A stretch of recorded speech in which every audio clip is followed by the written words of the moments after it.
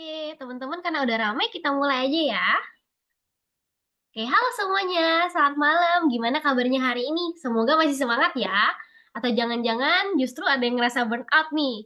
Kalau iya, berarti teman-teman ada di tempat yang tepat nih. Perkenalkan, nama aku Karisa dan hari ini aku akan menemani kalian semua sebagai moderator dalam seminar Survive and Thrive mengelola burnout akademis di usia produktif. Nah, di sini aku juga dibantu oleh dua rekan aku yang akan menjadi host, yaitu Kakak Nifa dan Kak Resti. Nah, kita semua tahu ya, di usia produktif ini, tuntutan akademik dan pekerjaan bisa bikin kepala tuh mumet banget ya, dan energi juga bisa sampai terkuras. Makanya hari ini kita bakal ngomong bareng sama Kak Nadia dan Kak Evata yang bakal kasih kita strategi gitu, bukan buat cuman survive, tapi juga thrive dalam burnout. Jadi siapin diri teman-teman ya, jangan lupa juga siapin pertanyaan, dan mari kita mulai. Langsung aja ya, kita sambut Kak Evata dan Kak Nadia. Halo, selamat malam teman-teman semua. Hai semuanya, Selamat selamat malam. malam. Malam, Kak. Oke, kita langsung aja ya. Selamat malam teman-teman semuanya yang sudah hadir dan menyempatkan sedikit waktu kalian untuk hadir secara online dalam webinar kita. Pada kesempatan ini aku ingin ngajak kalian nih semuanya untuk memahami lebih dalam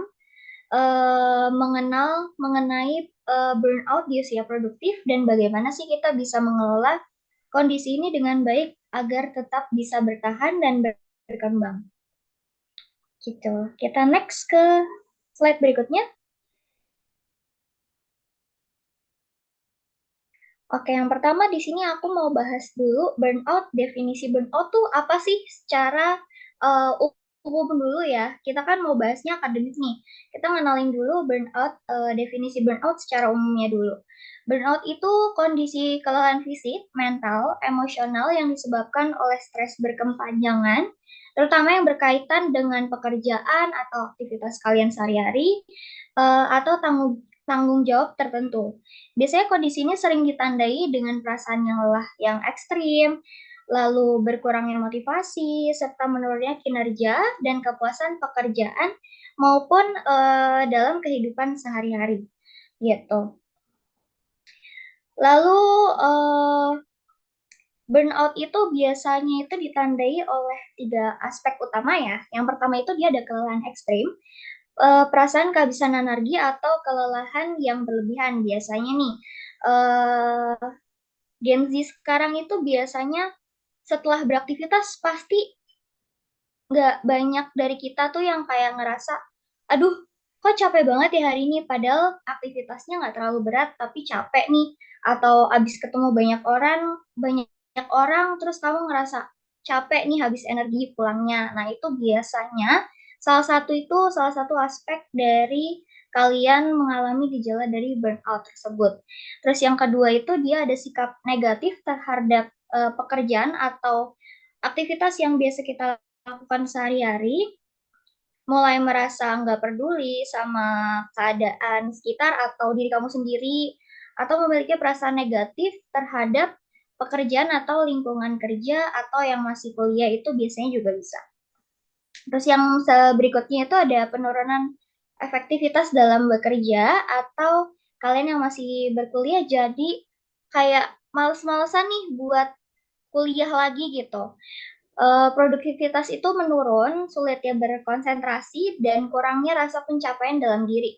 Kayak misalnya, eh, kalau dalam akademik itu kalian misalnya masih sekolah nih, masih kuliah, misalnya semester lalu kalian IPK-nya bisa goals nih ke 3, sekian, tapi kalian udah ngerasa burnout tapi kalian gak sadar, semester ini menurun nih, kayak mulai males ngerjain tugasnya, terus nunda-nunda kayak, ah nantilah deadline-nya masih lama, giliran nanti deadline-nya udah deket, biasanya diburu-buruin tuh. Jadi kalian kewalahan sendiri. Biasanya itu salah satu ciri-ciri kalian udah mulai mengalami burnout tersebut. Next. Nah, kita mau bahas apa burnout itu dari kelelahan fisik, emosional, mental akibat stres yang berkepanjangan. Yang pertama kita bahas yang kelelahan fisik dulu ya. Burnout itu dapat menyebabkan gejala fisik seperti misalnya rasa lelah yang terus-menerus, bahkan setelah istirahat yang cukup. Misalnya, eh, kalian udah seharian beraktivitas, terus kalian jam tidurnya cukup nih malamnya 8 jam, tapi kalian bangun paginya tuh kayak malah ngerasa lebih capek, lebih lelah kok kayak aku masih ngantuk ya, padahal tidurnya cepet kok. Nah, itu bisa jadi. Terus berikutnya tuh biasanya sakit kepala, nyeri otot, atau gangguan pencernaan akibat stres yang menumpuk. Biasanya nih, Gen Z nih biasanya keluhannya sekarang kayak remaja jompo nih. Nah, kayak gitu, itu bisa jadi. Dikit-dikit pakai apa kayak koyo lah gitu-gitu. Nah, itu biasanya salah satu kelelahan fisik juga tanda-tandanya. Terus gangguan tidur seperti insomnia atau sulit tidur. Misalnya kalian udah melakukan sehari-hari aktivitasnya tuh capek banget nih, berat. Tapi kalian susah tidur nih malamnya. Kalian cuman ngerasa ngerasa apa namanya? Ngerasa capek doang, tapi kalian nggak bisa tidur, sulit banget tidur.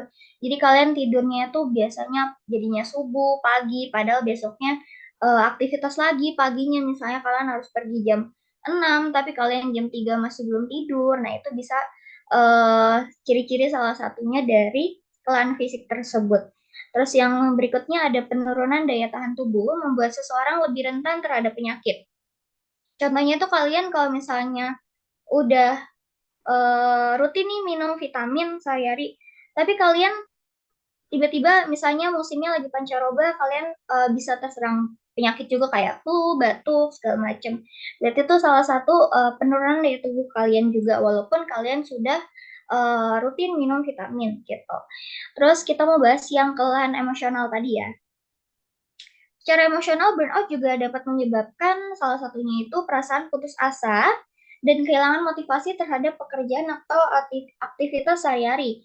Misalnya kalian dalam perkuliahan, kalian ada disuruh tugas tertentu nih, apalagi kelompok gitu.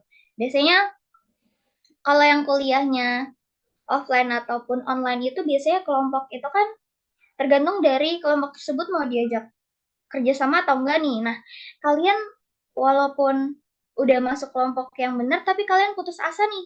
Kayak, aduh, ini pasti kelompoknya kayak gini-gini nih. Nah, itu biasanya udah merasa putus asa sendiri. Padahal kalian belum mencoba sih apa yang kalian pikirin tuh udah negatif gitu. Terus kalau misalnya selanjutnya tuh dia mudah marah atau frustasi, bahkan terhadap hal kecil. Misalnya, biasanya kan kalian dalam pertemanan tuh biasanya suka bercanda gitu kan sama teman kalian, entah itu bahasa apapun itu. Nah, biasanya kalau orang yang mengalami kelainan emosional, itu dia lebih cepat tersulut emosinya kayak cepet jealous gitu kayak, ih apa sih ini orang gitu, kok gini gini gini. Nah, itu biasanya mungkin kalian sudah mengalami kelainan emosional. Selanjutnya, itu ada kecemasan dan depresi yang membuat seseorang merasa tidak berharga atau tidak mampu mengatasi tantangan.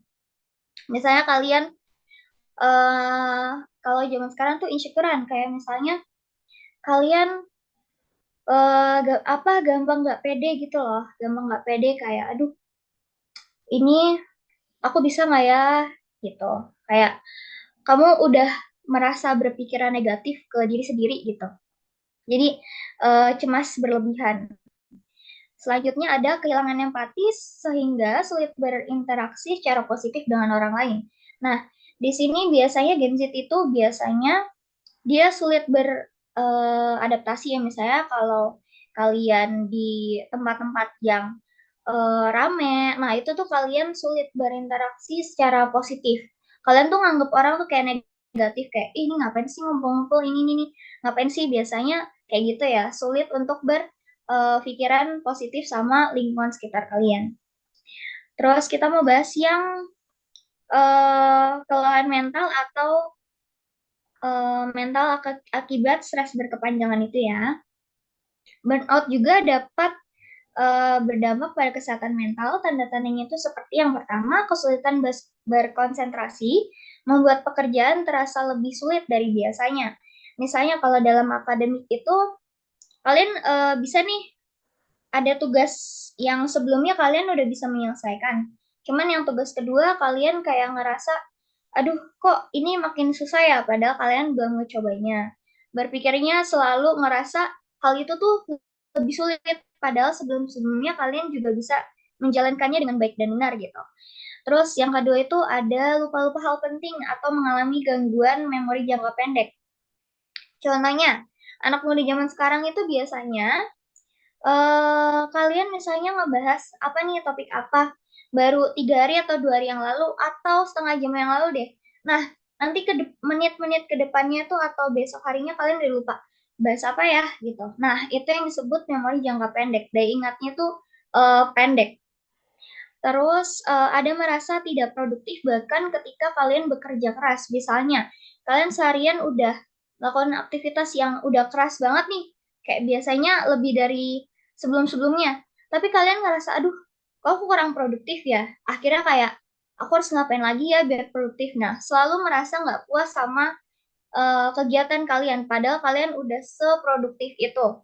Mau dari lingkungan kuliah kalian, kerjaan kalian, di lingkungan rumah kalian, itu biasanya kamu ngerasa, aduh, aku kurang produktif nih, kayaknya kurang sibuk nih, gitu.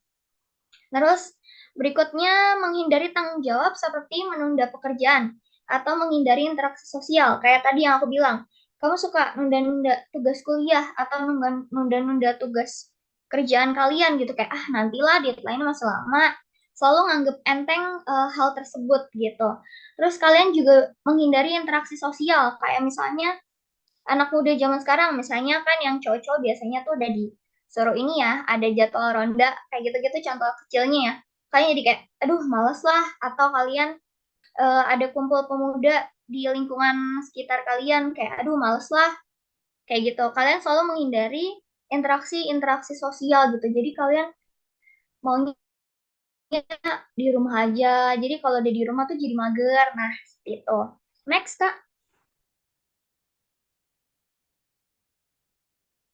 Nah, di sini bagaimana sih burnout akademik terjadi? Burnout akademik terjadi itu bisa disebabkan oleh stres yang berkepanjangan tanpa adanya keseimbangan antara pekerjaan atau kehidupan kuliah kalian dalam akademik, dalam kehidupan pribadi. Nah, beberapa faktor pemicunya itu meliputi yang pertama ada beban kerja yang berlebihan atau beban akademik kalian yang merasa kalian berlebihan seperti tuntutan yang tinggi, terus deadline-nya ketat.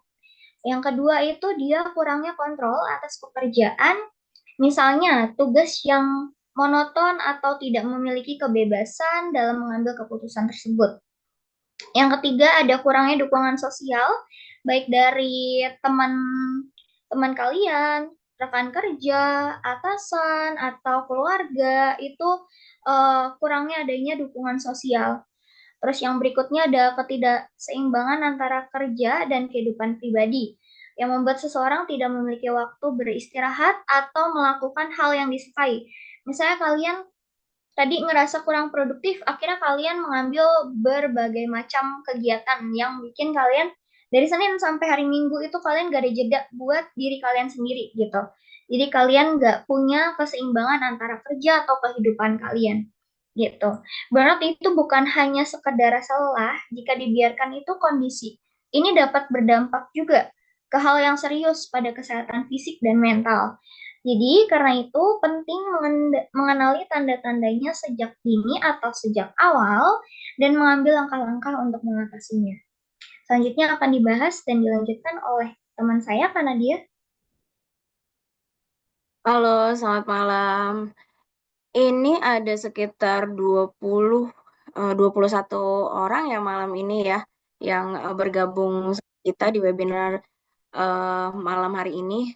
Terima kasih banyak teman-teman sudah meluangkan waktu apa namanya untuk kita sharing-sharing, untuk kita berbagi ilmu uh, tentang akademik burnout. Kalau yang saya lihat dari background teman-teman ini kan rata-rata mahasiswa ya. Jadi mungkin kita bisa saling nanti apa namanya bertukar pikiran, atau mungkin nanti teman-teman juga bisa sharing di webinar kita malam ini. Nah, tadi Kak Evata kan sudah juga menjelaskan ya tentang burnout itu apa, terus burnout akademik akademik itu seperti apa. Lalu tadi sedikit apa namanya Kak Evata untuk menyampaikan tadi mungkin ada dampak-dampak dari akademik burnout itu sendiri yang tadi ada kesehatan mentalnya terganggu gitu. Kayak Fata udah sempat jelaskan. Mungkin saya akan sedikit menjelaskan lebih lanjutnya dampak yang mungkin teman-teman saat ini ada yang lagi merasakan burnout itu seperti apa atau nanti untuk mengantisipasinya supaya teman-teman dapat terhindar dari burnout akademik itu sendiri. Nah, yang pertama kita ada di sini dampak dari burnout akademik. Yang pertama yaitu kinerja akademik menurun. Nah, burnout itu dapat menyebabkan para mahasiswa itu cenderung menjadi pasif dan mampu menerapkan materi kuliah terhadap pemecahan masalah. Nah, kondisi ini mengakibatkan penurunan prestasi akademik. Nah, yang awalnya dia di awal nih udah bagus itu semester 1, semester 2 itu eh apa namanya IP-nya udah bagus di atas 3,5 gitu. Ketika itu kan ada tekanan ya, mungkin ada tekanan dari lingkungan atau mungkin dosen udah mulai kan kita setiap semester kan pasti ada tingkat kesulitannya ya, kan semakin tinggi tinggi apa namanya semesternya gitu itu pasti tekanannya akan lebih banyak gitu. Jadi itulah yang menyebabkan para mahasiswa tuh yang udah semester 4, semester 5 itu udah pasti ngerasain burnout akademik dan itu efeknya itu ke akademik yang menurun dan itu akan berlarut-larut itu kalau teman-teman yang ada di posisi itu tidak langsung mencari penyelesaiannya supaya apa namanya tidak berlarut-larut gitu. Yang ada nanti malah teman-teman nggak lulus-lulus gitu kan. Lalu yang kedua ada kesehatan mental. Tadi Kak Evata udah sempat mention juga ya tentang kesehatan mental. Nah, ini meningkatkan resiko mengalami kecemasan, depresi, terus stres yang kronis. Akibatnya dari burnout itu menyebabkan gangguan tidur, apa namanya gangguan makan, terus masalah fisik yang lainnya. Nah, terutama kan gangguan tidur, gangguan makan kalau udah teman-teman udah terganggu, aktivitasnya juga semua jadi terganggu gitu. Dari gangguan tidur kan tentu tidur itu berkurang ya teman-teman ya semakin banyak kita tugas itu semakin berkurang. Yang biasanya kita tidur bisa jam 10 gitu, sekarang mungkin bisa di atas jam 1 baru bisa tidur gitu dengan jumlah apa namanya tugas yang dikasih sama dosen gitu ya. Eh apa pasti pasti setiap mahasiswa merasakan itu gitu ya. Eh, Setelah kita gangguan tidur pasti makan kita juga akan terganggu gitu. Kita udah apa namanya berpikir untuk ini selesai ya harus selesai ini harus selesai ada deadline-nya gitu. Jadi kan udahlah makannya nanti aja, makannya nanti aja. Nah, itu akhirnya ya itu balik nih yang selanjutnya adalah gangguan kesehatan fisik kita jadi terganggu gitu yang seperti meskipun ada gejala yang ringan sampai aja ada kondisi yang serius yang perlu perhatian medis segera. Kita akan merasakan kelelahan setiap hari, kehilangan tenaga saat menyelesaikan tugas gitu. Terus kita akan lelah terus-menerus, bahkan menyebabkan sesak nafas. Terus jantung kita berdebar, bahkan kalau kita udah gangguan tidur, kita tidurnya sehari misalkan cuma 3 jam atau bahkan 2 jam, terus kita nggak makan juga, nah itu udah otomatis deh. Nanti teman-teman bakalan pingsan, terus dibawa ke UGD pasti langsung dokter juga udah vitamin C aja nih, udah itu suntik vitamin C gitu untuk kembali seperti semula gitu ya teman-teman. Terus selanjutnya ada gangguan yang itu yang tadi ya saya sebutkan itu gangguan fisik. eh Selanjutnya adalah tegang otot, stres kronis yang dapat menyebabkan ketegangan otot. Tadi Kak Evata juga sempat ya Kak Evata ya tadi menyebutkan tentang ketegangan otot. Nah, mahasiswa ini akan mengalami burnout itu, terus ketegangan leher selama belajar. Jadi leher di sekitar sini tuh akan kayak ketarik gitu ya teman-teman ya. Jadi pegel tapi bukan pegel gitu, jadi kayak ketarik aja gitu. Nah itu nggak cuma itu, nanti langsung larinya nih ke sakit kepala itu.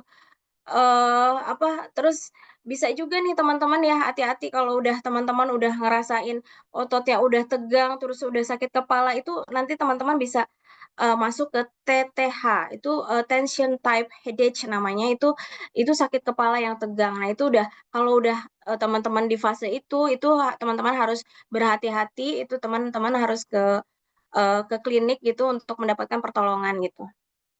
Lalu selanjutnya ada penurunan eh, kepercayaan diri ya.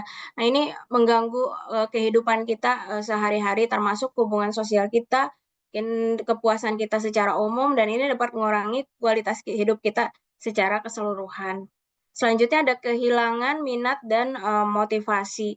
Nah, ini jadi kalau kita udah di posisi burnout, apa ya, kalau kebetulan saya orang Sunda gitu ya, boro-boro mau ngapa-ngapain gitu, boro-boro mau minat buat belajar gitu, boro-boro mau semangat pagi-pagi. Kalau teman-teman yang S1 pagi-pagi, aduh ya ampun udah males gitu, ketemu dosen lagi, ya kan, belajar lagi, itu tuh udah bawaannya udah males gitu. Kalau kita teman-teman yang reguler dua yang sambil kerja, yang harus kerja pagi mau malamnya udah kuliah gitu ya. Nah, itu ditambah pressure yang seperti itu udah motivasi kita udah hilang gitu ya, teman-teman.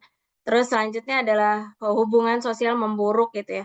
Jadi kita merasa terjebak dengan emosi-emosi negatif kita, seperti rasa frustasi, terus putus asa, terus kelelahan yang terus-menerus. Nah, itu mengakibatkan penurunan kesejahteraan emosional kita secara keseluruhan, seperti itu ya, teman-teman.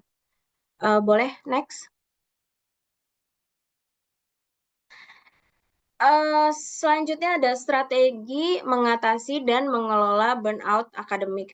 Jadi buat teman-teman yang eh semoga ya kita semua di sini aman-aman aja gitu, meskipun pressure-nya banyak gitu. Semoga kita bisa menghindari gitu. Jadi kalau untuk teman-teman yang sekarang lagi burnout, mungkin bisa disimak lebih eh, lebih ini lagi, lebih fokus lagi mungkin ya. Jadi kayak gimana sih nih harusnya gitu, cara ngatasinnya tuh gimana gitu, supaya aku tuh nggak burnout akademik lagi gitu. Nah, yang pertama itu manajemen waktu yang efektif, teman-teman. Jadi teman-teman dengan jadwal kuliah yang sedemikian padat, terus kalau misalkan teman-teman sambil kerja juga, paginya kerja, malamnya kuliah, terus belum Sabtu Minggu kita tuh nggak ada liburnya gitu loh. Sabtu Minggu kita harus ngerjain kuis, harus ngerjain forum, belum kita ada tugas yang lain gitu kan. Belum kalau misalkan yang sudah berkeluarga harus ngurus keluarga juga gitu. Nah, itu kan makanya kita harus pintar-pintar bisa memanage waktu kita secara efektif. Yang pertama, teman-teman tuh harus bikin jadwal ya. Bikin, kita ada Google Calendar untuk nge-reminder kita, atau even di notes di handphone gitu ya, buat buat ngingetin kita apa aja sih yang perlu kita lakuin, terus tugas-tugas apa aja sih yang hari ini belum ke handle gitu ya. Jadi jangan sampai tuh teman-teman kelewat lagi ya kan. Nah, itu dari apa namanya, dari yang tugas-tugas kelewat itu kan jadi numpuk-numpuk, akhirnya teman-teman wah, ketika deadline langsung itu teman-teman apa namanya, langsung eh, buru-buru ngerjain, eh, itulah yang menyebabkan akhirnya burnout itu terjadi. Terus kita harus mengalokasikan waktu untuk belajar sama pekerjaan. Kalau teman-teman ada yang sambil belajar sambil apa namanya, sambil bekerja juga, nah itu harus seimbang. Itu penting untuk bisa teman-teman menghindari burnout ya. Lalu yang kedua itu bikin daftar prioritas, teman-teman. Nah, ini membantu pikiran teman-teman untuk lebih fokus mana yang didahulukan, mana yang diutamakan. Apakah pekerjaan ini dulu atau pekerjaan ini bisa ditunda, kita mengerjakan eh, tugas kuliah dulu gitu, atau teman-teman yang S1 ya, mata kuliah yang ini dosennya killer nih gitu, rese dosennya, jadi harus buru-buru dikerjain gitu misalkan. Nah, itu teman-teman harus punya skala prioritas gitu ya. Lalu yang ketiga, susun rencana studi yang sesuai prioritas dengan rencana studi teman-teman gitu ya. Nah, biasanya teman-teman jadi tahu gitu kapan kapan waktu belajar, kapan teman-teman harus hangout, kapan teman-teman harus sama teman-teman organisasi gitu, atau teman-teman kapan harus istirahat gitu ya. Karena itu juga penting istirahat itu. Lalu yang terakhir, kurangin frekuensi aktivitas yang nggak bermanfaat gitu ya teman-teman. Jadi kalau ini ya harus benar-benar diatur gitu waktunya gitu teman-teman. Jadi harus istirahat yang cukup supaya fokus di perkuliahan sambil menyerap ilmu-ilmu yang ada. Jadi terus ngerjain tugasnya sesuai sesuai waktunya. Jadi nggak numpuk-numpuk sampai mengakibatkan teman-teman burn out gitu. Lalu yang kedua itu ada teknik self care. Itu apa sih Kak Nadia, teknik self care? Nah, self care itu sendiri itu hal-hal yang terlihat kecil ya dan sepele, namun dampaknya besar bagi kebahagiaan teman-teman gitu ya. Contohnya apa sih nih Kak gitu? Contohnya adalah yang pertama itu jaga kesehatan tubuh teman-teman dengan mengatur pola makan, terus juga minum air putih setiap hari sesuai aturan ya 8 liter sehari gitu. Boleh minum kopi boleh, tapi diusahakan balance dengan minum air putih gitu ya. Lalu menjaga kesehatan fisik dan mental, memastikan teman-teman tuh makan makanan yang bergizi gitu ya. Boleh jajan boleh, boleh, tapi harus harus apa namanya tetap diseimbangkan makanannya. Karena apa? Karena kita ada di masa membutuhkan energi yang banyak gitu. Jadi ketika kita kurang tidur, nggak apa-apa kurang tidur, tapi asalkan makan kita tetap teratur, kita makan tetap sehari 3 kali atau boleh ngemil juga gitu, nggak apa-apa nggak makan asalkan. Nah itu antara dua itu sih saya menetapkan ke diri saya sendiri. Teman-teman mungkin teman-teman juga nanti bisa praktekkan seperti itu ketika ketika kurang apa namanya kurang beristirahat. Teman-teman nggak apa-apa makan aja gitu teman-teman, makan yang benar gitu ya. Jadi teman-teman masih bisa menjaga kesehatan fisik teman-teman gitu ya. Juga berolahraga jangan lupa gitu. Meskipun mungkin kapan sih Kak waktunya gitu loh kita untuk yang bekerja se apa dari Senin sampai Jumat ya kan kita kerja. Sabtu pagi kita mau olahraga, ada tugas kuliah. Minggu aduh waktunya leha-leha Kak, boro-boro mau olahraga gitu ya. Tapi ya gimana memang harus tubuh kita juga harus harus apa namanya harus dilatih, harus olahraga gitu. Nah, dan olahraga itu kan juga dapat mengurangi stres dan meningkatkan mood gitu ya teman-teman. Jadi diusahakan untuk bisa menyempatkan untuk olahraga. Apalagi kalau teman-teman yang punya hobi olahraga gitu ya, ini healing saya tuh olahraga ya udah jangan dihentikan gitu ya, cari olahraga yang membuat teman-teman nyaman gitu ya. Coba salah satunya bisa teknik self care ini juga bisa mood teman-teman bisa tetap terjaga gitu. Terus yang ketiga itu membangun pola pikir sehat. Nah, eh, ini sesuai dengan kemampuan itu menciptakan suasana belajar yang menyenangkan, nggak bikin stres ya belajarnya. Terus jaga keseimbangan antara apa namanya aktivitas teman-teman sama beristirahat dengan memastikan adanya waktu beristirahat dan rekreasi ya teman-teman hangout gitu sama teman-teman yang sama teman-temannya gitu. Jadi bisa bersantai sejenak gitu. Jadi nggak berkutat sama eh apa namanya sama perkuliahan terus gitu karena dengan begitu teman-teman bisa mengisi ulang energi teman-teman dan mengatasi kelelahan gitu ya. Jadi jangan mikirnya jangan diusahakan nggak negatif terus. Jadi kita dengan ketemu teman-teman di organisasi, dengan ketemu teman misalnya teman-teman SMA, dengan kita bertukar pikiran, bisa dapat insight-insight baru. Nah, itu dapat membangun pola pikir kita yang sehat. Lalu selanjutnya strategi coping dan dukungan sosial. Nah ini teman-teman kalau misalkan dalam kondisi burnout, diusahakan kita punya teman sharing ya, entah itu teman, entah itu keluarga, ataupun di kampus biasanya ada ya teman-teman itu menyediakan konselor-konselor ya, mungkin untuk teman-teman psikologi yang biasanya mereka magang atau apa itu ditempatkan deh jadi konselor-konselor kampus gitu ya, ketika teman-teman udah merasa dirinya tertekan gitu ya. Jadi nggak apa-apa, sharing aja. Memang itu tempat teman-teman sharing kok gitu. Jadi coba cari keluarga atau teman yang bisa tempat kalian sharing gitu. Apalagi ini perempuan-perempuan kan biasanya dengan bercerita itu kan lebih tenang, lebih nyaman gitu ya. Jadi diusahakan teman-teman bisa lebih terbuka gitu ya. Lalu yang kedua itu tetap terhubung dengan teman dan keluarga karena ini dukungan sosial juga sangat penting dalam menjaga kesehatan mental teman-teman. Jadi kalau yang ngekos, kuliahnya jauh gitu, tetap keep contact sama keluarganya ya. Karena keluarga itu kan support system yang utama gitu. Jadi diusahakan untuk keep contact sama keluarganya.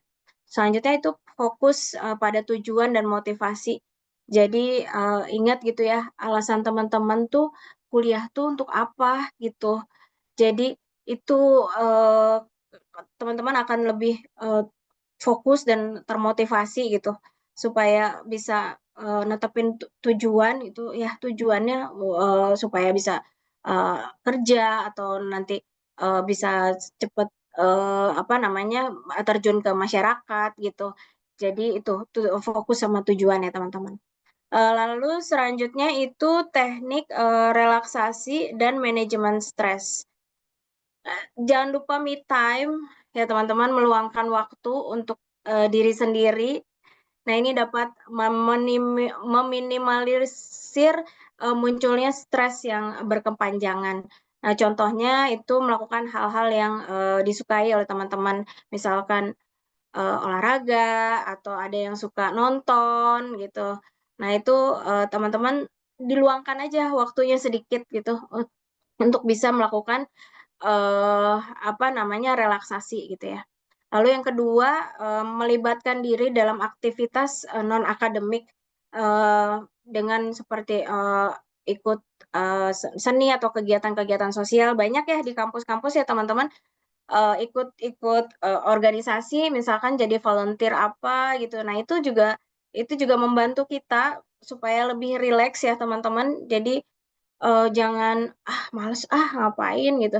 Itu juga karena ikut akademik non akademik itu kan jadi portofolio teman-teman, nanti ketika teman-teman lulus itu bisa jadi portofolio di CV teman-teman, dan itu biasanya perusahaan-perusahaan itu melihat gitu ya, melihat seberapa aktifnya teman-teman, public speakingnya bagus atau tidak gitu. Nah, itu bisa dilihat teman-teman dari teman-teman aktif di non akademis. Kalau yang untuk yang Muslim itu sholat, berdoa, meditasi, yoga, atau teknik relaksasi lainnya, karena biasanya tiap orang beda-beda ya, ngerasa nyamannya tuh beda-beda. Jadi mungkin salah satunya kalau yang Muslim itu sholat, ngaji gitu ya teman-teman. Jangan itu juga sebagai salah satu cara untuk kita bisa lebih menenangkan diri kita gitu ya. Lalu selanjutnya mengembangkan keterampilan manajemen stres dengan mempraktikkan apa namanya teknik-teknik latihan pernapasan yang dapat membantu mengelola stres. Nah, tadi saya sempat singgung ya teman-teman, kalau di kampus juga ada. Jadi biasanya pihak kampus itu dia eh, berperan untuk dapat mengatasi burnout akademik yang dialami oleh mahasiswanya. Jadi mereka akan menjamin akses konselor ke kesehatan mental mereka, mental, dan menyediakan dukungan gitu loh. Ada mentor-mentor dan bantuan akademik, dan mereka juga nanti akan membantu ya teman-teman itu pembagian waktunya antara kegiatan akademik dan juga ekstrakurikuler.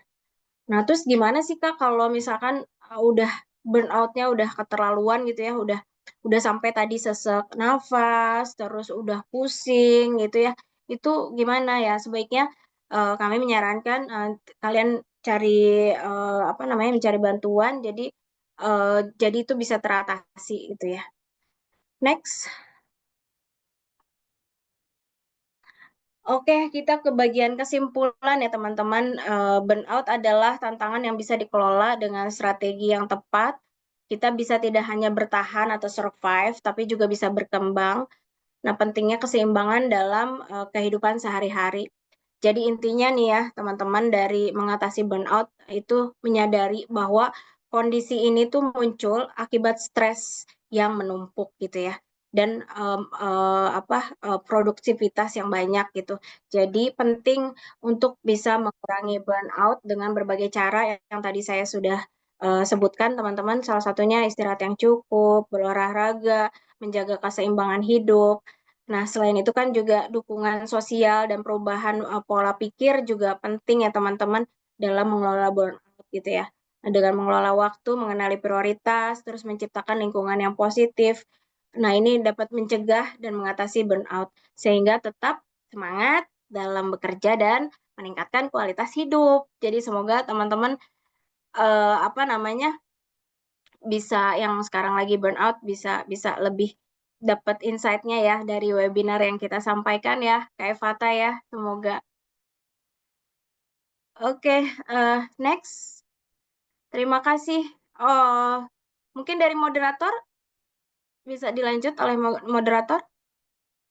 Oke, seru banget ya teman-teman tadi pemaparan dari Kak Kanifa, dari Kak Nadia sama Kak Evata. Boleh dong minta reaksinya dulu, jempol-jempolnya. Nah, kayaknya banyak dari kita yang bisa relate ya sama apa tadi yang baru dibahas. Dan ternyata kita tahu juga kalau burnout tuh nggak sekedar capek biasa aja, tapi burnout tuh sesuatu yang harus kita atasi dengan cara yang tepat supaya kita bisa tetap berkembang dan survive di tengah-tengah tekanan akademik dan kerja. Nah, sekarang kita masuk ke sesi diskusi dan tanya jawab. Buat teman-teman yang punya pertanyaan, boleh langsung ditulis di kolom chatnya aja atau boleh langsung raise hand.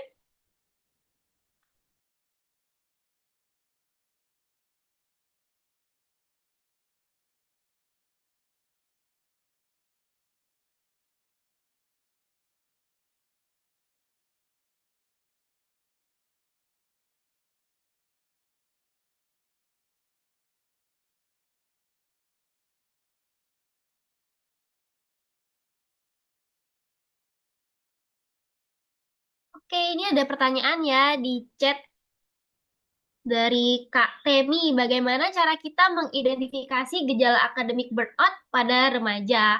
Boleh Kak Nadia atau Kak Evata dibantu jawabannya? Tadi pertanyaannya apa? Bagaimana cara mengidentifikasi? Itu di chat ya, Kak ya? Iya, di chat.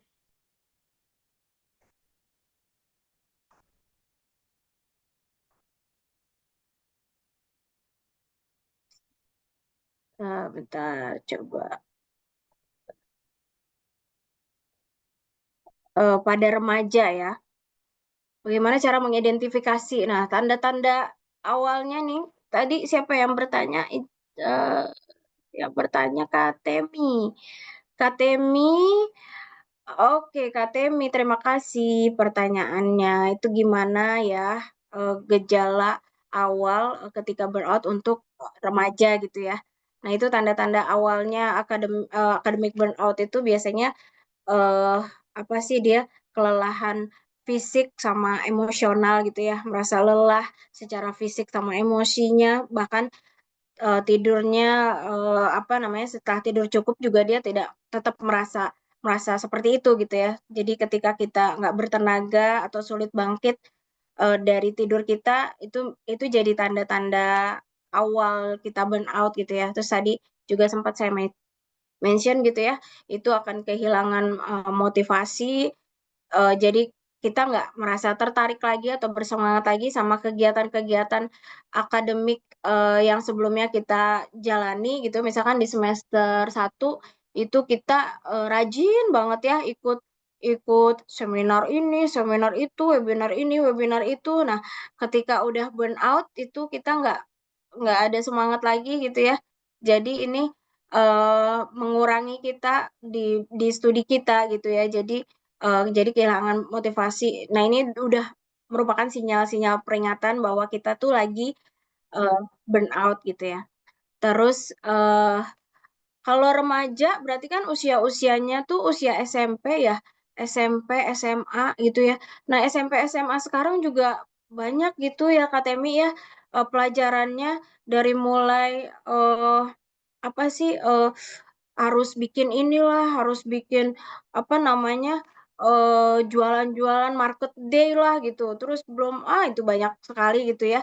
Jadi itu yang jadi salah satunya dia akan apa namanya burnout nantinya. Terus dia akan kesulitan berkonsentrasi ya, misalkan sulit tetap fokus pada tugas-tugas sekolahnya. Jadi jika perhatian dia teralihkan dengan apa yang dikerjakan, itu udah tanda-tandanya gitu ya. Terus moodnya itu udah berubah-berubah tuh, moodnya swing gitu ya. Perasaan cemas, terus dia juga mulai depresi. Terus, nah itu kalau kita udah mudah marah, terus mudah frustasi, nah ini menunjukkan nih anak nih marah, gampang marah banget gitu ya. Nah, itu dia kayaknya memang lagi ada masalah gitu ya, masalah di sekolahnya gitu, di pelajarannya gitu.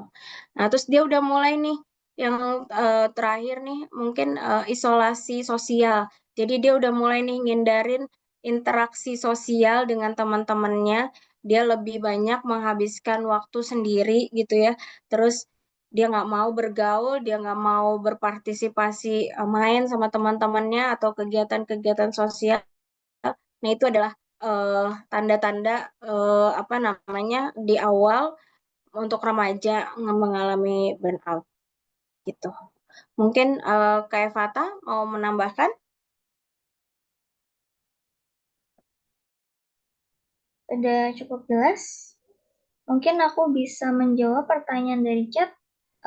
Kak Woni tadi ada bertanya di kolom chat, apa sih perbedaan tingkat akademik? Ada perbedaan tingkat akademik burnout antara siswa laki-laki sama siswa perempuan? Mungkin saya akan bantu jawab. Mungkin Kak Nadia bisa menambahkan nanti ya.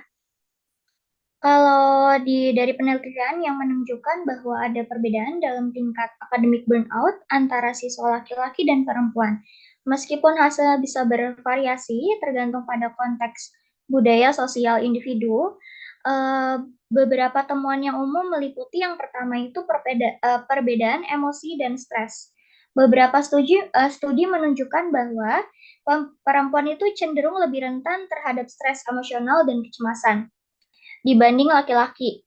Karena yang dapat berkontribusi pada tingkat burnout itu yang lebih tinggi di kalangan burnout itu siswa perempuan. Ini biasanya dipengaruhi oleh harapan sosial, terus tekanan juga untuk memenuhi standar tertentu, baik dalam hal akademik maupun pribadi juga. Terus yang kedua, ada perbedaan cara mengelola stresnya. Siswa perempuan itu dia cenderung lebih menginternalisasi masalah dan mengekspresikan dalam bentuk kecemasan mereka. Sementara kalau siswa laki-laki itu dia lebih sering mengekspresikannya tuh kayak merasakan mungkin mempengaruhi cara burnoutnya mereka. Jadi kayak dia lebih laki-laki tuh biasanya lebih dipendem ya kalau laki-laki. Kalau misalnya perempuan itu kan dia lebih ekspresif kan, lebih kayak eh ketahuan banget nih lagi ngerasa cemasnya gitu. Perempuan itu mungkin lebih terpengaruh oleh perasaan kelelahan emosionalnya juga. Kalau misalnya laki-laki itu bisa lebih terfokus pada kelelahan fisik daripada dia merasakan burnout-nya, dia tuh lebih sering mengeluh tentang kelelahan fisiknya. Terus yang ketiga itu ekspektasi sosial. Perempuan itu sering menghadapi ekspektasi ganda untuk sukses dalam akademik, sambil juga memenuhi peran sosial dan emosionalnya juga.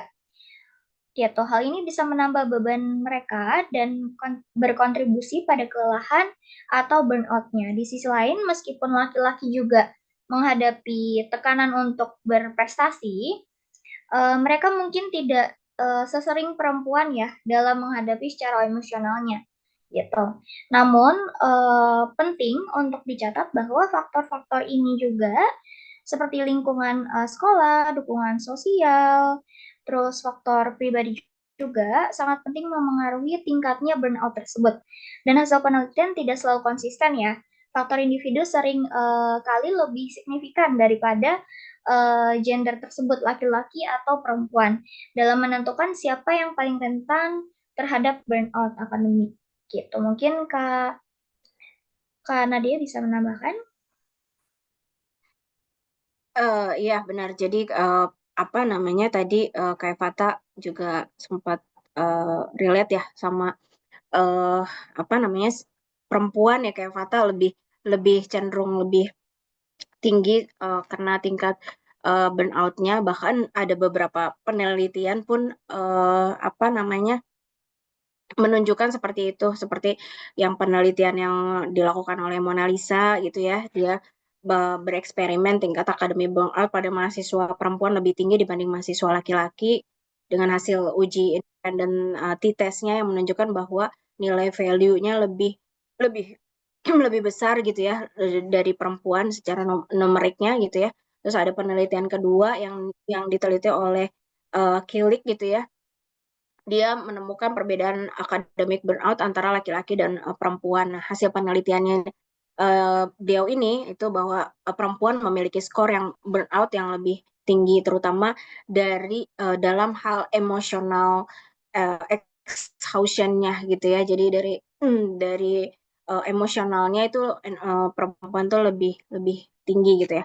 Terus ada penelitian yang ketiga itu dari dari Basuki yang menyatakan bahwa siswa yang perempuan itu cenderung lebih rentan mengalami burnout belajar dibanding siswa laki-laki. Nah, hasil surveinya itu menunjukkan bahwa siswa perempuan memiliki tingkat kelelahan yang lebih tinggi dan tingkat sinisme yang lebih tinggi dibandingkan siswa laki-laki gitu ya. Jadi biasanya perempuan itu kan multitasking gitu. Jadi sementara laki-laki itu lebih bisa fokus di satu hal gitu. Jadi ini yang mengakibatkan salah satunya adalah karena dia multitasking, dia ngerasa bisa ngerjain ini nih, bisa ngerjain ini nih sambil ngerjain ini nih. Nah, itu. Jadi akhirnya dia dia punya tingkat burnout yang lebih tinggi. Terus penelitian yang keempat itu yang dilakukan oleh Salmelo Aro itu menunjukkan bahwa mahasiswa yang ini yang mengalami tingkat akademik burnout yang lebih tinggi yaitu daripada mahasiswa laki-laki karena perempuan lebih sulit mengendalikan emosi negatifnya gitu.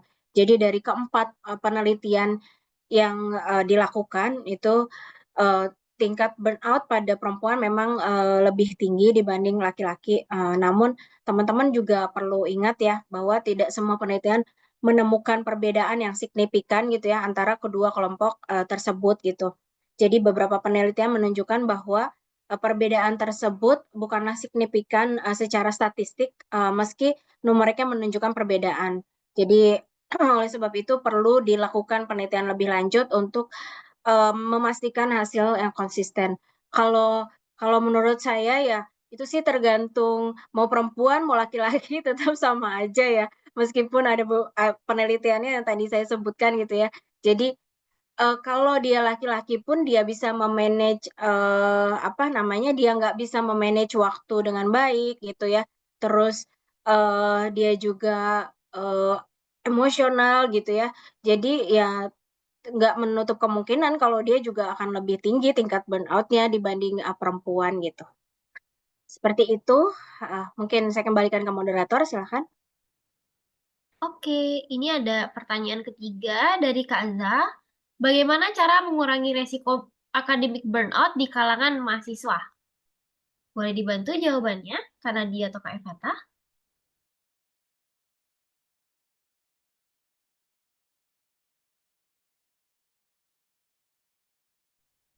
Bagaimana cara dari Kaza ya ini, bagaimana cara mengurangi resiko akademik burnout eh, di kalangan mahasiswa ya? Eh, ini ada beberapa cara ya Kak Zaya. Tadi sebenarnya sempat saya mention salah satunya itu bikin daftar prioritas. Jadi ini dapat mengurangi resikonya gitu. Bikin daftar prioritas itu bisa membantu mahasiswa untuk lebih fokus pada hal-hal yang harus diutamakan dan mengesampingkan hal-hal yang kurang penting gitu ya. Jadi apa namanya, skala prioritas tuh penting ya, itu kayak Kaza. Terus yang kedua itu belajar sesuai kemampuan. Jadi jangan terlalu di-push gitu ya, karena belajar sesuai kemampuan ini nggak terlalu menekan diri kita sehingga itu akan menyebabkan kita stres, terus membantu juga mencegah kita burnout gitu. Terus ciptakan suasana kerja yang menyenangkan gitu.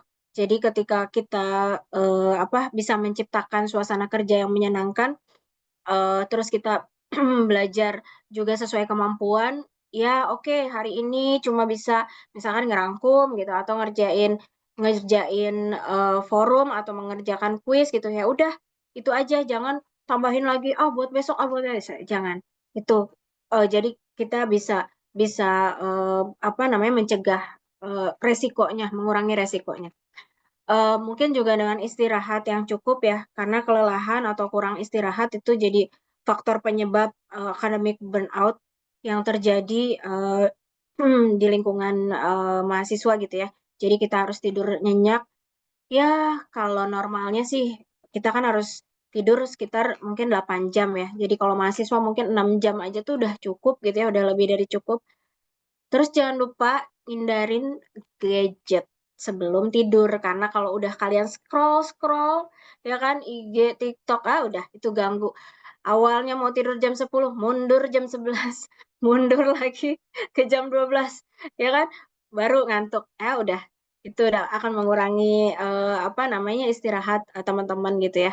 Terus tadi saya sempat bilang juga tadi terkait rencana studi yang sesuai prioritas. Dengan rencana studi mahasiswa bisa tahu kapan aja waktunya belajar, bermain gitu ya, terus waktunya istirahat.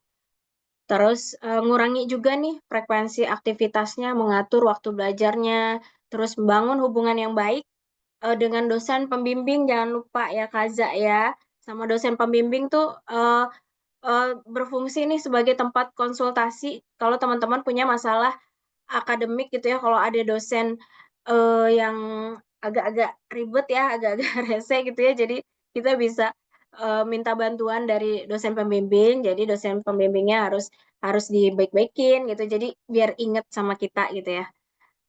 Terus tadi kelola waktu kita yang efektif, itu bikin jadwal yang tadi sempat saya di presentasi saya bilang ya, bikin jadwal, terus manfaatin kalender, terus mengalokasikan waktu untuk studi gitu ya. Jaga keseimbangan antara kerja sama istirahat gitu.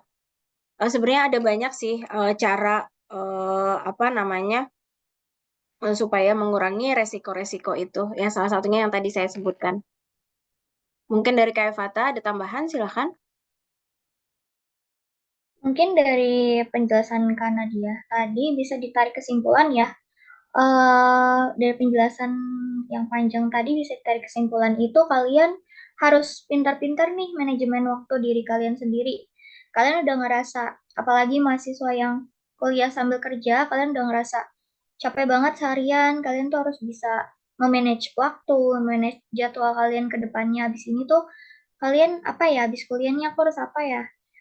Jadi bisa memanage diri kalian sendiri karena yang tahu diri kalian sendiri itu kan kamu sendiri ya, bukan orang lain yang tahu keadaan kamu juga, diri kamu juga kan kamu. Jadi eh, untuk menghindari burnout tersebut juga harus bisa memanage waktu sih. Lebih baik lagi. Aku kembalikan ke moderator. Oke, terima kasih atas jawabannya karena dia dan Kak Fata. Kita lanjut ke pertanyaan selanjutnya ya. Ini dari Kak Yuli. Apakah ada kecenderungan akademik burnout mempengaruhi kesehatan mental jangka panjang di masa yang akan datang? Boleh dibantu jawabannya? Mungkin aku bisa menjawab karena dia boleh ditambahkan nanti ya. Bisa, akademik burnout itu dapat memiliki dampak yang signifikan ya pada kesehatan mental yang jangka panjang.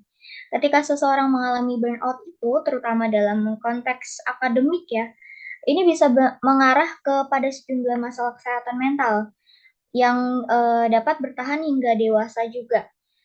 Berikut beberapa cara burnout akademik mempengaruhi kesehatan mental dalam jangka panjang tuh apa sih? Yang pertama itu kecemasan dan depresi. Burnout seringkali dikaitkan dengan perasaan kelelahan emosional, kehilangan motivasi, atau perasaan tidak mampu juga. Jika tidak ditangani dengan baik, tiga hal tersebut, hal ini dapat berkembang menjadi kecemasan yang lebih serius atau depresi yang lebih serius. Siswa yang terus-menerus merasa tertekan oleh tuntutan akademik mungkin lebih rentan terhadap gangguan mood ya. Biasanya orangnya nih moodian. Nah, itu bisa jadi. Terus yang kedua itu penyalahgunaan substansi. Sebagian individu yang mengalami burnout bisa mulai mencari pelarian dari stres mereka yang terkadang berujung pada penggunaan alkohol atau obat-obatan terlarang sebagai cara mereka untuk mengatasi perasaan cemas atau tertekan tadi. Terus yang ketiga, gangguan tidur. Stres dan burnout itu, burnout akademik dapat menyebabkan gangguan tidur juga seperti insomnia. Tadi sudah aku singgung ketika kita masih materi. Masalah tidur jangka panjang pada gilirannya dapat memperburuk kesehatan mental dan fisik secara keseluruhan. Dan fisik secara keseluruhan itu bisa menciptakan siklus stres yang lebih besar atau lebih berat. Terus yang keempat, dia penghindaran sosial. Siswa yang mengalami burnout itu mungkin mulai menarik diri mereka dari aktivitas sosial dan pergaulan mereka karena merasa terlalu lelah atau nggak mampu untuk terlibat lagi dengan aktivitas sosialnya. Jadi penghindaran sosial ini dapat memperburuk perasaan kesepian atau isolasi yang berhubungan erat dengan masalah kesehatan mental juga yang jangka panjang. Yang kelima, penurunan kepuasan kehidupan. Burnout yang terus-menerus dapat mengarah dalam penurunan kepuasan hidup secara keseluruhan. Misalnya, rasa tidak puas dengan kehidupan akademik atau pekerjaan yang berhubungan dengan pendidikan dapat mengurangi perasaan, makna, dan tujuan dalam hidup kalian yang bisa mengarah pada depresi atau kehilangan harapan dalam jangka panjang juga. Namun, meski ada resiko 5 yang tadi, penting untuk dicatat bahwa ada cara untuk mengurangi dampak negatif burnout terhadap kesehatan mental, dukungan sosial, manajemen stres yang lebih baik, kayak tadi yang aku bilang sebelumnya, terus serta intervensi seperti konseling atau terapi dapat membantu mencegah dampak jangka panjang dari burnout akademik. Mungkin karena dia bisa menambahkan. Iya, kayak Fata. Jadi apa namanya tadi sebelum kita tadi apa namanya kan ini tadi pertanyaannya kecenderungan akademik burnout mempengaruhi kesehatan mental jangka panjang. Jadi sebelum eh, kita saya tadi kan kayak Fata udah jelaskan ya. Jadi apa kita bisa menarik perbedaan nih antara eh, burnout dengan depresi gitu ya. Jadi kalau misalkan apa sih Kak perbedaannya burnout sama depresi? Nah, ini salah satunya. Kenapa saya eh, kenapa saya jelaskan di sini gitu ya, kenapa berhubungan gitu ya, karena kalau depresi itu sendiri itu gejalanya tuh 2 minggu berturut-turut setiap hari dari mulai gangguan tidur, dari mulai gangguan makan, eh, tapi itu kita nggak bisa self diagnose sendiri gitu ya, kalau kita tuh depresi, jadi harus kalau depresi itu harus dengan bantuan dari konsultasi dengan psikolog atau psikiater gitu ya. Sementara kalau burnout itu yang berkepanjangan gitu ya teman-teman. Jadi burnout sama depresi seringkali teman atau orang awam tuh tertukar karena gejalanya tuh hampir sama gitu. Perbedaannya mendasar di keduanya itu kalau burnout itu kondisinya kelelahan fisik, mental, emosional gitu ya karena stres yang berlebihan. Nah, biasanya ini jangka panjang kalau burnout. Sementara kalau depresi itu gangguan suasana hati ya yang lebih umum dengan ditandai dengan perasaan sedih, putus asa, dan kehilangan minat pada hal-hal yang disukai gitu ya oleh teman-teman. Di situ juga ada, kita juga bisa nanti bahas lebih lanjut mungkin terkait perbedaan utama dari burnout sama depresi. Tapi ini saya kaitkan kenapa tadi jangka panjang ya kayak Fata sesuai sesuai pertanyaannya gitu, kenapa bisa burnout itu jangka panjang, karena memang dari depresi itu sendiri burnout itu lebih berkepanjangan dibanding depresi gitu. Oke, silakan moderator. Oke, kita lanjut ke pertanyaan selanjutnya ya. Ini dari Kak Sakura.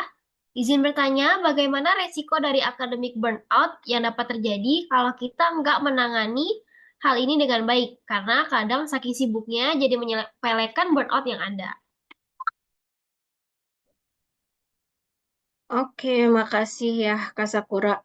Saya coba eh apa ini teman-teman boleh ya kalau misalkan teman-teman juga ada apa namanya misalkan ada masukan sama ke kita juga gitu ya. Kak, eh, saya udah pernah praktekin gitu ya, tapi ini nggak berhasil gitu. Ini boleh ya teman-teman nanti kasih masukan juga ke kami gitu ya. Dipersilahkan gitu ya. Ini pertanyaan bagaimana resiko dari akademik Kasakura bertanya bagaimana resiko dari akademik burnout yang dapat terjadi kalau kita tidak menangani hal ini dengan baik karena kadang saking sibuknya jadi menyepelekan burnout. Iya benar Kasakura. Jadi kadang kita sendiri nggak sadar kalau kita ada di fase burnout gitu. Anggapnya kita itu hal biasa, itu hal normal, udahlah ya kita mahasiswa gitu. Jadi normal buat kita ngerasain eh, capek gitu, ngerasain eh, kok karena tidur kita kurang gitu, kok jadi pusing gitu. Nah, padahal itu adalah gejala yang harus jadi warning buat kita gitu, karena apa namanya resikonya lumayan ya ternyata teman-teman gitu buat diri kita sendiri, buat lingkungan kita kan ketika kita sudah marah-marah lingkungan kita juga jadi nggak nyaman gitu ya. Nah ini mungkin tadi sempat di presentasi juga sempat dijelaskan bahwa resikonya itu gangguan kesehatan mental, yaitu mental kita seperti kecemasan, depresi itu salah satu resikonya. Terus penurunan motivasi dan minat belajar, terus performa akademiknya juga menurun, masalah manajemen waktu, kita nggak percaya diri dengan kemampuan akademis kita, akhirnya sulit sulit konsentrasi dalam proses belajar kita sampai akhirnya kita ngalamin kebosanan ya dalam segala kegiatan akademis kita itu masalah dalam manajemen waktu. Belum lagi udah masalah manajemen waktu kan terus penurunan akademis kita akhirnya kita DO ya kan. Jadi sampai bisa loh teman-teman sampai bisa bunuh diri juga karena burnout gitu ya. Jadi ini hati-hati buat teman-teman yang lagi di fase burnout gitu ya. Jadi kalau kita nggak sharing sama teman, nggak sharing sama keluarga, kita pendam semua sendiri, lingkungan juga tidak mensupport kita gitu ya. Jadi ini akhirnya akademik kita menurun, akhirnya kita di DO, mau bilang sama keluarga gimana, kita di DO ya kan. Nah itu bisa akhirnya kita memutuskan untuk bunuh diri itu bisa terjadi ya teman-teman kemungkinannya mengakibatkan masalah seperti itu. Terus tadi menurun kualitas hidup jadi mengganggu kegiatan teman-teman yang lain, hubungan sosial, terus jadi antisosial gitu ya. Terus tadi saya sempat sebutkan juga tadi kesehatan fisik ya kan, termasuk nanti mulai nih teman-teman darah tinggi lah, hipertensi lah, arteriosklerosis lah, tadi tegangan otot lah, nah itu seperti itu. Terus kita juga akan uh, berperilaku negatif ya, menyebabkan masalah psikologis dan perilaku negatif kita seperti udahlah bolos aja kuliahnya gitu ya. Udahlah buat remaja apa namanya biarinlah putus sekolah juga gitu. Terus atau sampai akhirnya memutuskan udahlah pakai penyalahgunaan narkoba atau pakai narkoba atau mulai apa namanya tadi udahlah ini udah apa kuliah juga udah nggak jelas gitu ya mau ngomong apa sama orang tua gitu sampai akhirnya memutuskan bunuh diri gitu ya. Terus mahasiswa juga cenderung mengalami academic burnout kemungkinan karena akan sering absen di kelas, menyelesaikan tugas juga nggak baik gitu, terus motivasi juga udah rendah, terus udah males gitu ya nyelesain tugas-tugas yang dikasih gitu ya, sampai akhirnya berdampak sama nggak lulus-lulus kuliahnya, sampai masa studinya juga akhirnya lama, dan itu menyebabkan dampak yang buruk, sampai akhirnya dikeluarkan dari kampus gitu ya. Nah, ini juga bisa dia stres dengan jangka waktu yang panjang sampai akibatnya dia kelelahan atau bisa burn out juga. Seperti itu resikonya. Mungkin Kak Evata mau menambahkan? Iya, betul. Yang karena dia bilang tadi, dampaknya dia jadi ke masalah yang lebih serius ya. Tadinya cuman ciri-cirinya doang, baru ciri-cirinya nih burnoutnya. Jadi karena nggak ditangani jadi ke masalah serius ya. Sebenarnya cara mengatasi akademik burnout tuh bisa dalam kehidupan sehari-hari loh. Misalnya itu istirahat yang cukup. Kalian udah ngerasa diri kalian udah burnout, kalian harus manajemen waktu tadi, istirahat yang cukup minimal ya 6 jam ya karena dia ya. Terus kalau waktu dengan baik, kalian harus bikin jadwal tuh sehari-hari kalian dari pagi sampai kalian tidur lagi itu ngapain aja gitu. Terus lakukan aktivitas yang menyenangkan, yang happy gitu. Kayak benar kayak karena dia bilang kamu jangan sibuk dengan selama seminggu itu dengan aktivitas yang memberatkan kalian. Kalian perlu healing juga ya guys untuk eh salah satu cara menangani burnout-nya juga. Terus cari dukungan sosial dari hal kecil deh, dukungan dari keluarga kalian. Dari keluarga kalian, dari teman-teman kalian, dari mungkin pasangan juga bisa. Pokoknya cari dukungan sosial. Entah dari aspek manapun asal positif ya. Terus jangan ragu minta bantuan ke orang. Kalau misalnya kalian udah ngerasa, aduh gila, burnout banget nih, udah mentok nih, kamu nggak tahu lagi mau cari eh kayak gimana caranya buat ngatasinnya sendiri, udah capek sendiri gitu. Kalian jangan ragu minta bantuan. Entah kalian minta bantuan yang lebih ke profesional gitu, menyempatkan sedikit waktu kalian lah ya gitu. Jadi menurut aku penting sih menangani burnout lebih awal agar bisa meminimalisir dampak yang lebih besarnya ya gitu. Mungkin bisa dibalik ke moderator. Oke, untuk pertanyaan selanjutnya dari Kak Tasya, apakah ada saran hobi yang bisa dijadikan cara untuk mengurangi akademik burnout, apalagi kalau remaja sudah masuk ke tahap isolasi sosial?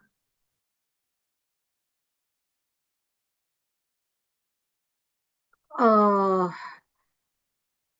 tadi pertanyaannya dari siapa? Maaf, Dari Kak Tasya ya. Tasya. Hobi. Jadi Kak Tasya hobinya apa nih kalau boleh tahu Kak Tasya? Kak Tasya nggak bisa open mic ya? Nggak apa-apa. Oke. Hobi yang bisa dijadikan cara untuk mengurangi academic burnout. Eh, yang pertama mungkin olahraga ya Kak Tasya. Jadi kalau kita punya hobi olahraga, jadi ada poin-poinnya ada banyak gitu ya. Nggak cuma buat kesehatan fisik aja, tapi juga untuk mentalnya juga jadi lebih terjaga ya dengan aktivitas seperti lari atau sepeda atau yoga atau berenang atau sekarang yang lagi hits lagi nge-gym gitu ya. Nah, ini terbukti membantu meredakan stres dan meningkatkan mood dan memberikan energi yang positif dengan timbulnya itu akan, kalau kita udah merasa seperti itu, hormon endorfin eh, akan muncul gitu ya. Jadi kita akan merasakan bahagia, dan kita itu akan mengurangi stres kita gitu ya. Atau jalan-jalan gitu ke tempat eh, yang hobi yang hobi jalan-jalan, bisa ke pantai, bisa ke gunungan gitu ya, atau kulineran gitu. Nah, itu salah satunya hobinya. Terus kalau yang suka hobi nongkrong ya kumpul sama teman-temannya, menghabiskan waktu sama teman-temannya, teman-teman dekatnya.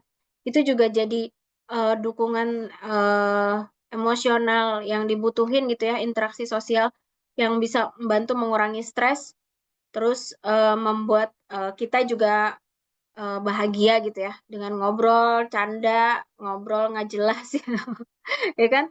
Nah, itu juga bisa salah satu apa namanya jadi solusinya gitu ya.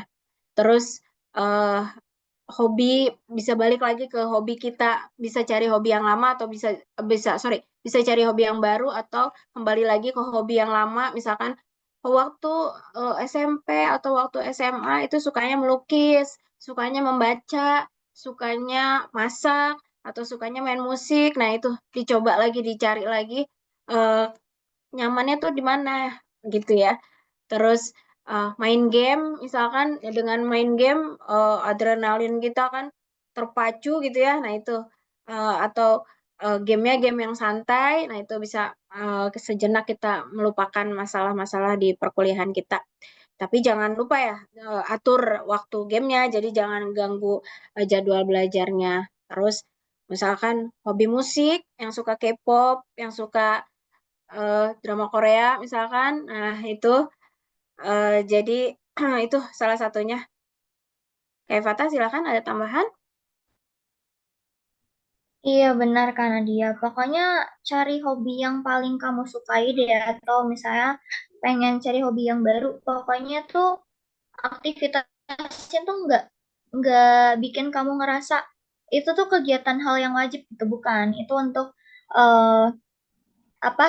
Untuk mengurangi akademik burnout tadi aja. Jadi lakukan hal yang kamu sukai dan bukan yang kamu pikir itu suatu kewajiban gitu. Mungkin bisa dibalik ke moderator.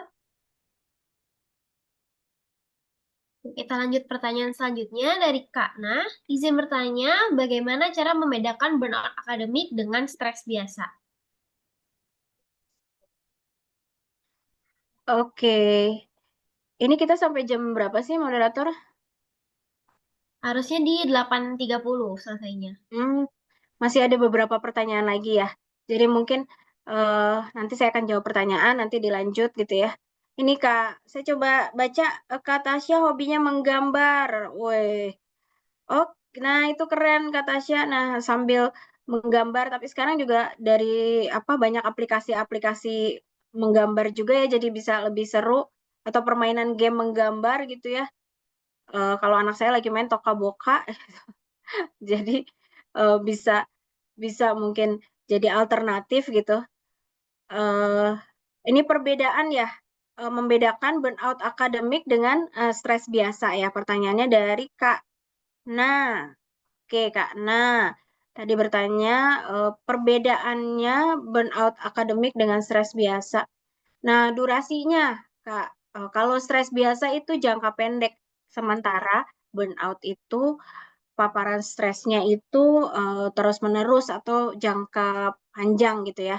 Terus tingkat kelelahan dari stres yang biasa juga eh, apa namanya itu pada stres biasa biasanya ngalamin kelelahan, sedangkan burnout orang akan mengalami kelelahan yang kronis gitu ya, bisa nggak bisa mereda dengan mudah, bahkan cenderung bertahan lebih lama gitu. Terus eh, sikap pada sebuah komitmen pekerjaan juga mengakibatkan ketidakpuasan terhadap pekerjaan. Nah, itu tapi burnout juga menyebabkan bosan gitu ya, terus sinisme terhadap pekerjaan. Terus ketika minat seseorang mengalami burnout, dia akan hilang minatnya pada semua aktivitas seperti pekerjaannya, hobinya gitu ya. Sedangkan stres biasa orang tersebut masih memiliki minat dalam melakukan berbagai hal gitu ya. Jadi dia masih mengerjakan dengan normal, sementara apa kalau burnout tuh udah nggak bisa gitu ngerjain itu. Terus gejala burnout juga seperti lelah secara fisik maupun emosional, nggak peduli tuh rekan kerja atau pekerjaan, serta performa akademiknya juga akan menurun gitu. Nah, penyebabnya, nah kalau burnout akademik itu kan muncul karena ada akumulasi dari rasa lelah dengan beban akademik yang dalam waktu berminggu-minggu sampai berbulan-bulan gitu ya. Jadi dari semester 1 kita masih aman-aman aja gitu ya. Semester 2 udah mulai tuh pressure-nya berasa gitu. Terus semester 3 udah mulai gitu ya. Jadi ini makanya kenapa berkepanjangan lebih lebih lebih lama dibanding stres biasa gitu. Cukup ya, moderator mungkin silakan dilanjutkan. Lanjut pertanyaan selanjutnya oleh Kak Tiara. Izin bertanya, bagaimana cara membedakan burnout dengan sekedar kecemasan berlebihan atau anxiety atau bahkan depresi berhubung gejalanya sepertinya agak mirip? Oke, aku bantu jawab dari pertanyaan Kak Tiara. Bagus banget loh pertanyaannya. Bagus banget. Burnout sama kecemasan anxiety itu dan depresi memang punya gejala yang mirip ya. Tapi dia ada perbedaan utama dalam penyebab, durasi, dan dampaknya juga. Saya akan bantu jawab untuk cara membedakannya. Yang pertama itu academic burnout. Kelelahan akibat tekanan akademik yang berlebihan. Penyebabnya itu biasanya tekanan akademik seperti tugas yang menumpuk atau jadwalnya yang terlalu padat. Gejala utamanya itu dia sering merasa lelah secara fisik dan mental, kelelahan ekstrim. Terus yang kedua, dia ada kehilangan motivasi belajar meskipun dulunya dia tuh orang yang semangat banget nih belajar. Gitu. Terus dia merasa tugas-tugasnya tuh gak ada akan habisnya. Terus hasilnya tuh nggak memuaskan juga. Lanjut, bisa kembali semangat setelah istirahat yang cukup atau liburan. Biasanya durasinya itu bersifat sementara ya, dan bisa membaik dengan manajemen stres yang tepat. Tadi sudah aku singgung di materi. Terus kalau misalnya kecemasan berlebihan, itu penyebabnya itu ketakutan atau khawatir yang berlebihan akan masa depan, nilai, ekspektasi, bahkan hal-hal kecil gitu. Gejala utamanya tuh sering merasa gelisah, tegang, dan panik, terus sering berpikiran berlebihan terhadap kemungkinan yang buruk ke depannya, sulit tidur karena pikiran terus bekerja. Reaksi fisik itu biasanya jantung lebih berdebar, berkeringat, atau sering sakit perut saat cemas, itu biasanya.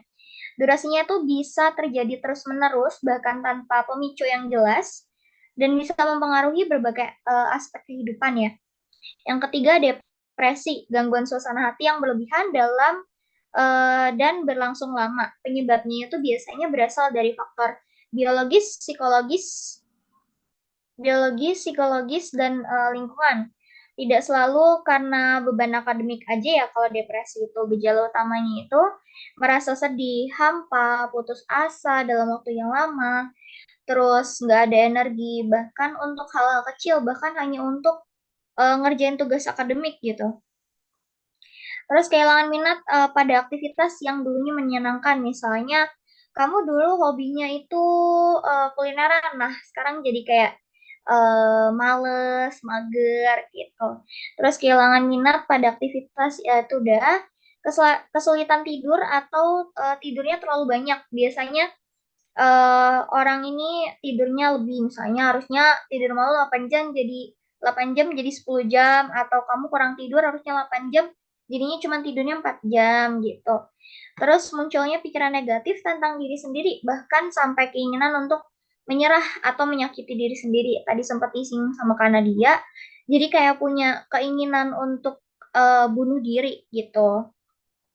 Biasanya durasinya itu berlangsung lebih lama ya, berminggu-minggu, bisa berbulan-bulan juga, dan sulit membaik hanya dengan istirahat atau liburan. Jadi kalau misalnya depresi itu biasanya kalau kalian udah sulit mengatasinya sendiri, kalian bisa ke orang yang lebih profesional gitu. Mungkin saya balik ke moderator. Oke, ini pertanyaan terakhir ya dari Kak Albert. Bagaimana cara mengomunikasikan perasaan burnout kepada teman, sahabat, atasan, atau dosen tanpa merasa khawatir akan dampaknya terhadap karir, akademik, maupun lingkungan? Oke, makasih Kak Albert Saputra untuk pertanyaannya. Bagaimana cara mengkomunikasikan perasaan burnout kepada teman, sahabat? Ya, itu beda-beda ya, karena kita kan kalau ke atasan tidak tidak se apa, tidak sesantai atau mungkin ada ininya lah, ada perbedaannya gitu antara ke teman, ke sahabat gitu ya. Nah, kalau ke atasan gitu ya, eh, kita harus paham dulu nih kondisi burnout kita itu seperti apa. Kita harus eh, kita harus bisa mengakui, terus kita kenalin juga apa yang kita rasakan gitu. Apakah kita merasakan lelah meskipun sudah beristirahat gitu ya, kurang motivasi atau kita mulai mudah tersinggung gitu ya. Ya, itu udah tanda-tanda burnout yang nggak bisa kita abaikan gitu ya. Terus kita sampaikan merasa bahwa kita tuh merasa sedikit bebani, terus ingin berdiskusi dengan meringankan beban gitu ya. Terus sampaikan juga bahwa kita ingin melakukan yang terbaik di tempat kerja kita tanpa perlu merasa kewalahan atau dan ingin bertukar pikiran gitu ya. Terus harus jujur ya Kak Abed, fokus pada perasaan kita daripada menyalahkan gitu ya. Jadi bagaimana burnout mempengaruhi kinerja, produktivitas sama motivasi kita. Itu berikan contoh yang konkret untuk menggambarkan tingkat keparahan situasi yang kita alami gitu ya. Terus kita juga menawarkan solusi gitu ya, beberapa solusi yang bisa membantu mengurangi burnout, misalnya minta bantuan untuk mengelola beban kerja kita yang lebih efektif atau minta sumber daya untuk mendukung perawatan diri gitu ya. Terus menindaklanjuti, pastikan kita menindaklanjuti tindakan yang disepakati, misalkan tadi yang di presentasi saya sempat jelaskan terkait self care gitu ya. Jadi evaluasi kemajuan dan sesuaikan strategi. Terus kita juga bersikap terbuka tentang perasaan kita kepada atasan itu juga sangat penting ya. Salah satunya dengan cara mendapatkan dukungan jika kita eh, membutuhkan gitu ya, terus jangan takut minta bantuan gitu. Terus kalau sama temen itu kan jauh lebih santai ya, kita bisa sambil kasih sinyal-sinyal kita ngedeketin teman, gini loh, aduh lagi ada masalah nih, pusing nih belakangan ini, males banget gitu ya. Terus jangan dipaksa, tapi kalau sama temen juga atau sama sahabat kalau dia nggak mau nggak mau ngedengerin ya udah gitu, tahan aja dulu gitu. Terus tunjukin kita bahwa peduli sama eh, empati gitu ya, sama paham gitu ya sama masukan dari mereka gitu. Jangan sampai hari ini kita curhat nih, cerita nih sama dia gitu ya, sama sahabat kita, sama teman kita, tapi terus kita nggak mau dengerin masukannya dia atau kita mengabaikan gitu ya. Ya udah, selanjutnya tuh teman kalian nggak bisa, ketika kalian udah benar-benar minta pertolongan dia tuh nggak bisa gitu. Terus tips tambahannya dari saya gitu ya, pilih waktu yang tepat ya Kak Abed ya. Terus fokus pada solusi sama jangan lupa memprioritaskan self care gitu ya, melakukan hal-hal yang membuat Kak Abed tuh bahagia gitu. Karena itu sangat penting. Terima kasih Kak Albert pertanyaannya. Saya ke moderator lagi, silahkan. Oke, nggak terasa ya kita udah disampai di penghujung seminar ini. Dari tadi kita udah belajar banyak banget tentang burnout akademik. Kenapa bisa terjadi, gimana cara ngenalin tanda-tandanya, dan yang paling penting itu gimana cara kita mengatasi supaya kita tetap bisa survive and thrive. Nah, sebelum aku tutup, aku mau ngajak kita foto bareng dulu. Teman-teman yang bisa, boleh dibantu untuk on cam-nya, juga aku minta bantuan pada hostnya juga ya untuk hitung dan screen capture.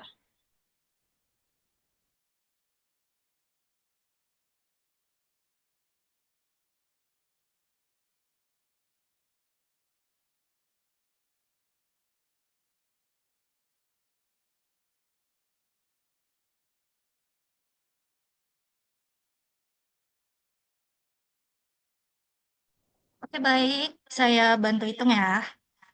Oke, oke, satu, dua, tiga. Oke, selesai ya.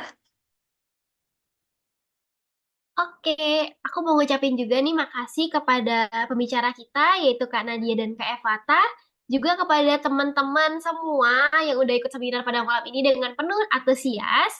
Aku akan tutup seminar malam hari ini dengan quotes dari Christina Malach, yaitu Recovery from burnout isn't about working harder, it's about working smarter, setting boundaries, and finding balance. Sampai ketemu di seminar berikutnya. Tetap semangat dan tetap sehat. Jangan lupa bahagia ya teman-teman. See you. Terima kasih See you, terima teman-teman. kasih.